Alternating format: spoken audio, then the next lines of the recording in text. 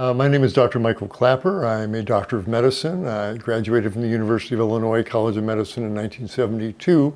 And 9 years later, in 1981, after a series of events, I became vegan in my diet and lifestyle. And that was 42 years ago, and I've not regretted it at all. It's one of the best decisions I ever made. When I was a young doctor in suburban Vancouver, British Columbia in 1973, back then I was doing lots of home deliveries, delivering these babies in these various people's home, and a number of these back to the land folks happened to be vegan. And they mentioned it during the delivery process. I was not vegan myself. But these women had wonderful pregnancies, no complications, no preeclampsia, no high blood pressure, and they all had relatively easy deliveries, as easy as giving birth can do, but none of them needed forceps or cesarean sections. All of them were told when they were pregnant that, oh, you're going to be vegan, that baby's going to come out scrawny and weighing 2 pounds and underweight, that's an irresponsible thing. Everyone, and there was a good 10 or 12 of these women, every one of them had these beautiful 6, 7, 8 pound babies, vigorous muscle tone, APGAR scores of 10, which says that they're really healthy. So I saw firsthand that you can certainly be vegan during a pregnancy and deliver a healthy child. Well, they continue raising these children as vegans. And I watched over the subsequent years these children grow up, strong, bright, loving people. And I watched them become adults in their 20s, and they turned around and married other people. Many of them were vegan. They, in turn, had children, and I've watched now 2 generations of children conceived, born, and raised as purely plant-based diets as vegans. And there's not a question in my mind, is this safe? Is this adequate nutrition? Not an issue. Human beings have been raising children on plant-based diets since time immemorial. They are still doing it around the world as we speak. And yes, you have to be careful about vitamin B12, and there are certain guidelines to follow. You don't want to fill up their little stomachs with just plant fiber. You need to, at the beginning, make these more concentrated foods and nut butters and bean spreads and things. But it's doable. There's not a question in my mind. And I tell the parents that not only are you doing the right thing, but you're giving a gift to these children. They will never be the fat kid in school. They're never going to develop diabetes. They're not going to develop clogged arteries. The odds are they're not going to have asthma and all the allergies that their compatriots have. And you've given them a gift of health beyond measure here. Am I a proponent of raising children on a plant-based diet? You bet, because again, I'm not treating any of them for high blood pressure or diabetes. And so any parent considering doing this, one, know that it's definitely doable, and there's now wonderful books available. There's an excellent book called Nourish by Brenda Davis. She's a vegan dietitian that goes all the way through the various life stages, including infancy and pregnancy. So yes, it's a safe and reasonable thing to do. Educate yourself and then raise a beautiful vegan child, and don't worry about what the knowledgeable people in the peanut gallery chatter about. You raise that child on healthy plant-based foods and you're going to have a healthy child. So did you thoroughly nail your credentials and experience? I graduated from the University of Illinois. I then did postgraduate training in internal medicine, anesthesiology, surgery, and orthopedics, and then went down to the University of California in San Francisco for 6 months of obstetrics. And so I've got a pretty broad base as far as medical specialties. I've practiced on a Native American Indian reservation in the mountains of Northern California. I've practiced in New Zealand and Hawaii. I've been in various settings practicing acute care medicine. But there's no medicine as powerful as plant-based nutrition for actually reversing disease. One of the most exciting advances in all of medicine, that these reversible diseases in a plant-based diet is the key to reversing the major killer diseases afoot in our society today. There's no question in my mind that a whole food plant-based diet is adequate nutrition for Homo sapiens, for our human bodies at every stage in life. I have seen children raised on vegan diets who have absolutely thrived. And the animals tell us that. The biggest, most powerful animals on planet Earth, elephants and buffaloes and giraffes and gorillas, raise their young on whole food, plant-based diets. Clearly, you can make these magnificent mammalian bodies with rippling muscles on plant-based foods. The physiology, the biology is certainly there, and we humans absolutely can raise our young on a plant-based diet and thrive in every stage of life. What diseases may it be most protective against? The main killer diseases that stalk us in the 21st century are clogged arteries and obesity-related diseases, type 2 diabetes, inflammatory diseases, etc. Every one of these conditions is a reversible disease. They're just the body reacting to the wrong food stream coming in. If you put in the proper food stream based on whole plant foods, it's stunning, it's exciting, it's inspiring to see these diseases go away, they reverse. When I went to med school, nobody told me that high blood pressure could ever go away. There's lifetime medication, they will take these pills the rest of their life. Nonsense. Not only can you get people off their high blood pressure medication, you have to. When they lose weight and their arteries open up and their pressure comes down, if you don't get them off those pills, they're going to stand up, their blood pressure drops through their boots, and they'll pass out on you. You have to get them off these medications. The same thing with diabetes. One's on insulin, always on insulin. Nonsense. These people get leaner on a plant-based diet, their insulin receptors open up, their diabetes go away. And not only can you stop that injectable insulin, you have to stop it. They'll go hypoglycemic on you. So to see these major killer diseases that we thought were absolutely relentlessly progressive, is the adjectives that these are relentlessly progressive diseases. Atherosclerotic plaques in the arteries, oh, they all need stents and bypasses. No, doctor, you can melt those plaques away with a whole food plant-based diet. So this is such an exciting era to be practicing medicine in, to know that there are reversibility built into these diseases, and something as simple as changing the person's diet doesn't cost anything. It's free of charge to choose the bean chili instead of the beef chili. There's no charge, and the body loves it and responds to see these bad killer diseases resolve. So it's an exciting time to practice medicine if you understand the power of plant-based nutrition. Could it be that a well-planned vegan diet is most protective? A well-planned vegan diet is absolutely protective of the major killer diseases. If the only thing you are running through your bloodstream is the digestive products of a meal of rice and beans and greens and fruits and vegetables, there's nothing in there that's going to damage the inside walls of your arteries and set off plaque formation. You eat a bunch of fried animal muscle, absolutely, that's going to rip up the inner lining of your arteries and set off the plaque formation. So a vegan diet, by definition, from what it doesn't have, is protective against many of these diseases. The carcinogens, so it's protective against a cancer you won't get, the stroke you won't get because you've taken care of your arteries. But also, because the plant foods are so rich in these antioxidants and phytonutrients that promote tissue repair, that promote membrane stabilization. When you eat a colorful salad and a big plate of steamed veggies and some beans and stew, the phytonutrients, all the colored ones, especially the green and yellow ones, they send the chemical message to your tissues of shh. Calm down, everything's okay. They're anti-inflammatory, they're stabilizing. Again, it's just the harmony of the body. It's what we should have been eating all along here. So yes, a plant-based diet, a whole food plant-based diet, not Oreo cookies and Coca-Colas are vegan, but we're talking about foods made of whole plant foods, are protective from what they both do and don't have. And they're actually healing and restoring the body's processes to help inflammation subside and tissues to repair themselves. So eat plants, and I have a t-shirt that says, eat plants and get on with it already.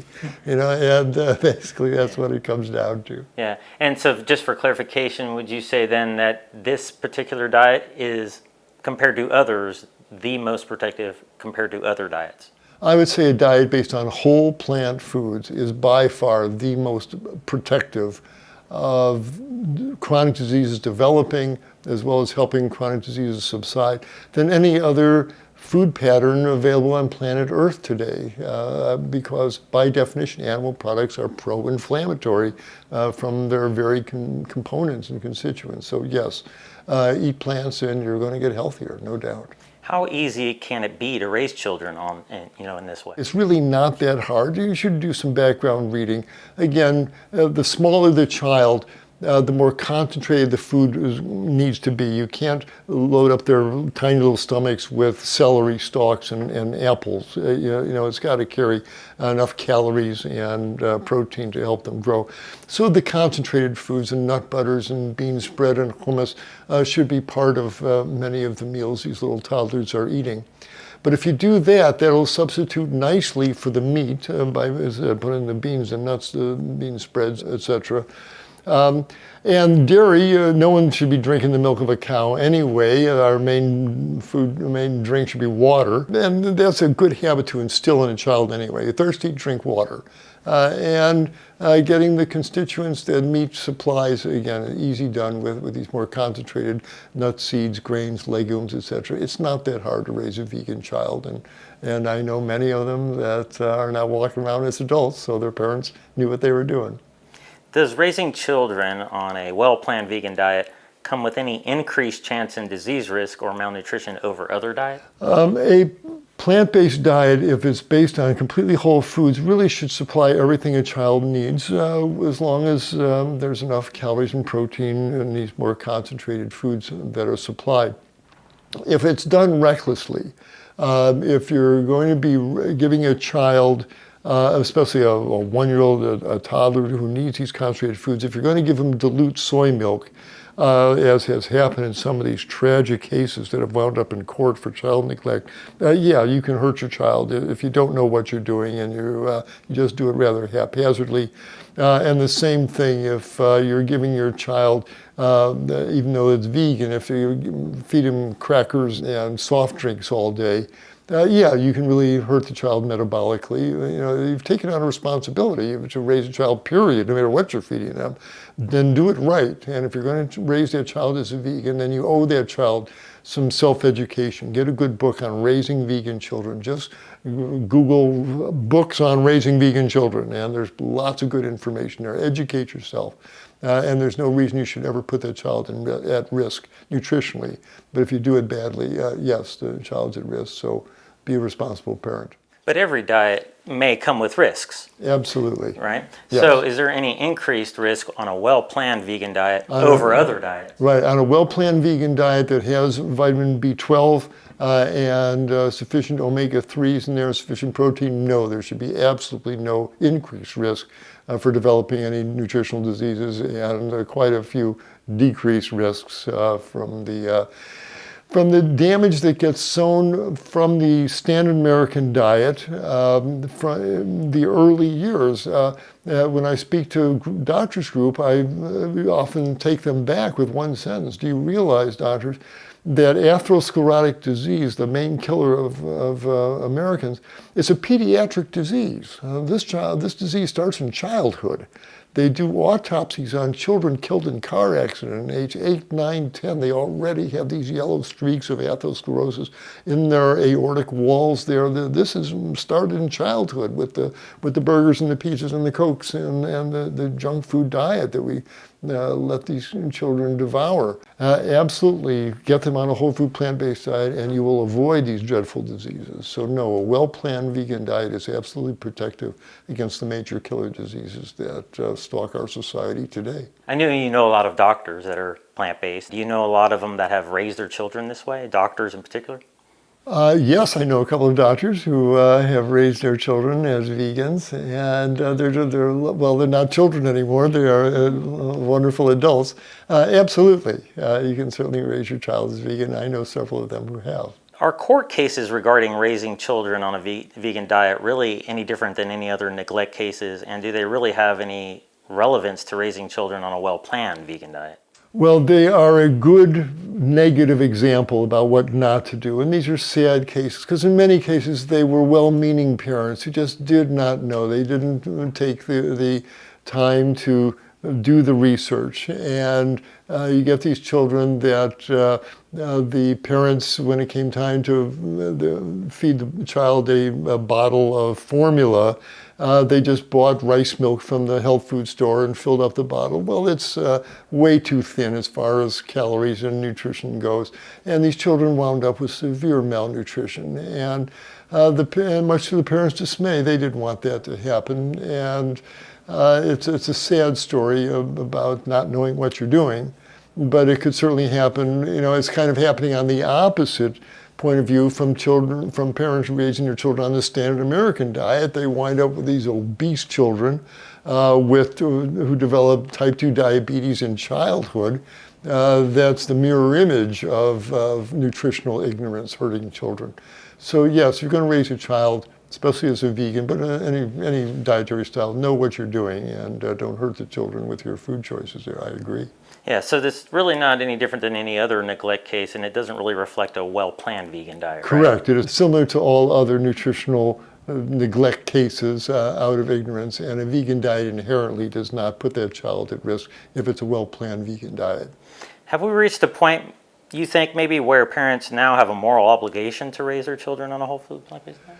Knowing what we know, knowing what the standard Western diet does to these children's arteries, to their diabetes risk, to their obesity risk, alone that should be a reason to raise these children as vegan. But what it's doing to the world they are going to inhabit, we owe them to promote a vegan diet, because they're not going to have the luxury of eating hamburgers in the future because the planet won't support any kind of sustainable agriculture. So absolutely, I think vegan diet should be heavily promoted, if not mandated. And how many carnivores from birth do you know? Well, I don't know of any child who's been raised on an all-meat diet. It's sad because at age 6 months, when the baby's still nursing at the breast, with all the love in the parents' hearts, they don't know. They just want nutrition into that baby, but with all the love in their hearts, that jar of baby lamb and baby chicken and baby turkey is open at age 6 months. And from that point on, 3 times a day, animal flesh is slathered on that child's intestinal tract, all through infancy, through their toddler years, through childhood, through adolescence, through puberty. 3 times a day they're eating animal flesh. It's not a true carnivore diet. They're still eating a bunch of sugar and other junk there. But it is a flesh-based diet that gets introduced in infancy. And I think we develop a real dependency upon it. At that point, people say, I need my meat, because they feel bad when they don't eat it. But this is not normal human physiology. This is a dependency created by feeding a human infant animal flesh 3 times a day since infancy. This is a bizarre thing to do. No gorilla does that. No bonobo does that. We do a child a great disservice by introducing meat into the diet at any time, but especially during infancy like this. It's a real grotesque distortion of human physiology and nutritional needs, but it sets us off onto a road of meat eating and dependency that exacts a great price from us down the road. It seems like to me that the evidence is almost entirely, if not entirely, for a whole food plant-based diet. You've got Kaiser Permanente, you've got the Ornish program funded by Medicare, you got the National Academy of Medicine, the Academy of Nutrition and Dietetics. You got all of these things, Hippocrates Wellness, True North. There's so much evidence in every which way you turn. Is there any evidence at all for the carnivore diet? I do not know of any society who has subsisted, let alone thrived, on an animal flesh-based diet exclusively, which is what the carnivore diet really implies. And again, thinking of what that is doing to their arteries, to their intestinal tract, to their microbiome, to their insulin receptors, there's no way this can be a healthy, sustainable diet. When you're 28, you can eat linoleum glue and get away with it. And a lot of these folks are young, active guys, and oh, I want my meat. Oh, it tastes good. No, but the reality is that there's a violation of natural law. That's not who we are. And I'm afraid these men, if you catch up with them 3 years, 5, 10 years down the road, this one's got diverticulitis, this one's got colon cancer, this one's got they had a stroke. This is a diet of death on every level, from killing the animal to the killing of our own internal well-being. So no, I don't know of any society that's thrived on a carnivore diet, and I really, the sooner we let that fad pass into the dustbin of history, the healthier we're all going to be. Yeah, and resources for parents considering raising their children vegan. I think you've written a book on it, right? Mm-hmm. Yes. Yeah, and you want to mention that and any others out there? Right. I really urge prospective parents, if you are thinking of bringing a child into this world and are going to be raising them vegan, which you really should, for every reason you can think of, you really owe that child some self-education on your own part there. And so become a wise parent. There's been so many excellent books now written on raising vegan children, and you should get on Amazon or wherever you get your books and do a search on raising vegan children. And there's excellent books. I mentioned Brenda Davis, and her pediatrician colleague, Dr. Shah, wrote an excellent book called Nourish that will take you through all the life phases. That would be a good book to start with there. The VRG, the Vegetarian Resource Group, has some excellent resources on raising vegan children. There's plenty of information available. Educate yourself. Basic rules about getting the proper nutrients into a child, but it's not that hard to do. And as the child gets older, no matter what mom and dad are having for dinner, they have this wonderful device called a baby food maker, a little plastic grinder there. And whatever, if mom and dad had lentil stew or a bean burrito, put in the baby food maker, turns into this lovely mix, that little applesauce, and spoon it into your toddler there. And so after a while, the child winds up eating whatever mom and dad's eating, and they just get into eating whole food, plant-based nutrition without a lot of drama attached to it there. So it's easier than you think. Learn what to do and then get on with it. Everybody will be happier. Is your book still relevant? No, my book is long out of print. And there's much better books. Any last-minute encouraging words or anything else that we didn't hit on regarding this? There's no question. The single most effective thing anyone can do to improve their own health, as well as improving our prospects for life on this planet, is to adopt a whole food, plant-based diet. End of story. There's no real argument on any level to that, and it's the most life-affirming decision you can make, the most life-sustaining action you can take. So we have to create a vegan world. My friend Keith Akers wrote a wonderful book called The Vegetarian Source Book in 1982. One of his first lines is, "The world is going to become vegetarian, one way or the other." I realize now the power of that statement, and at this point it's more urgent than ever. We now need to become vegetarian, vegan, before Mother Nature decides the other way, that we're all going to have to be eating very minimal plant-based diets. We don't want to come to that point there. So eat plants and get on with it. We'll all be healthier for it.